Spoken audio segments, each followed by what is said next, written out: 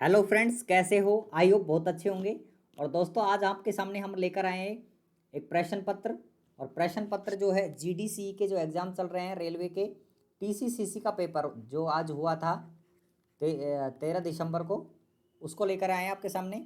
तो चलिए डिस्कस करते हैं आज का प्रश्न पत्र का पहला प्रश्न जीके के अंदर।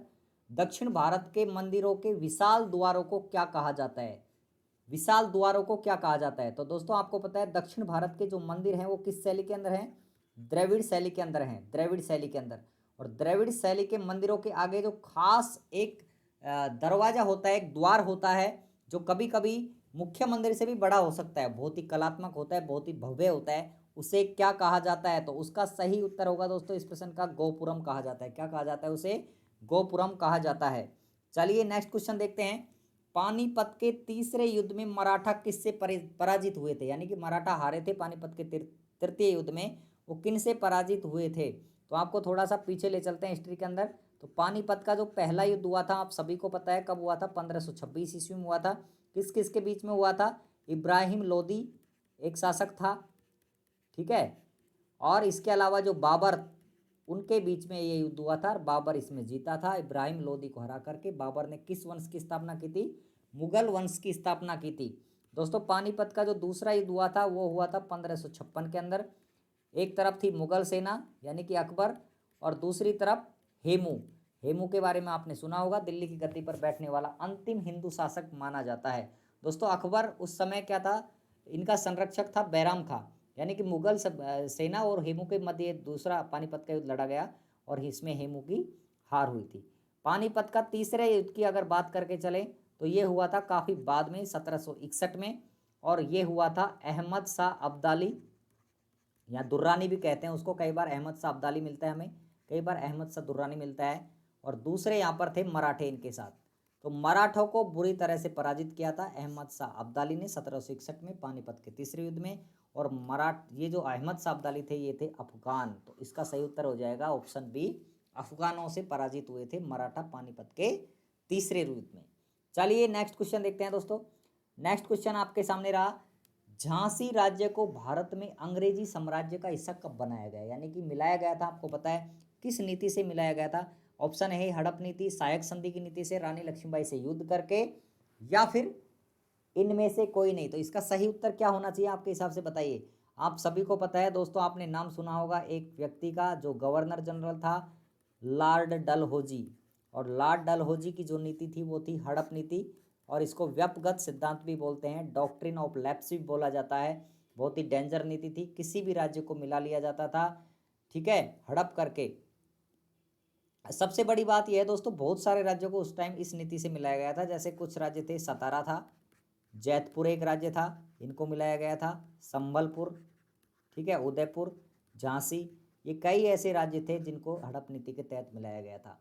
और एक प्रश्न यहाँ पर बनता है अवध के बारे में।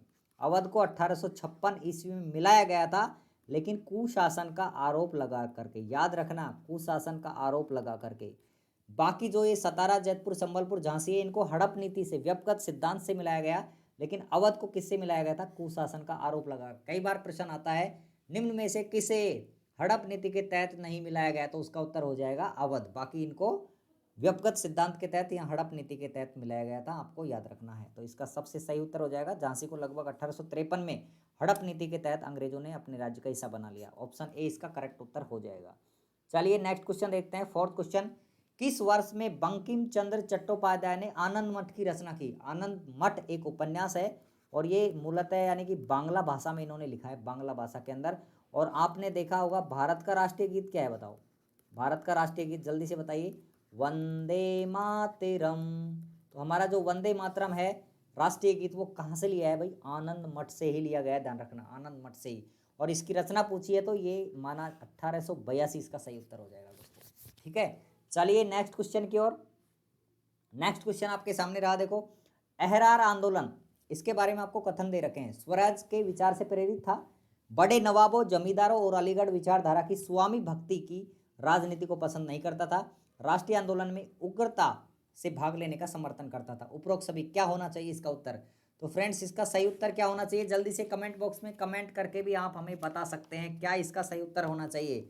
तो आपको याद होना चाहिए कि लगभग 1906 के आसपास बंगाल में कुछ राष्ट्रवादी मुसलमान थे।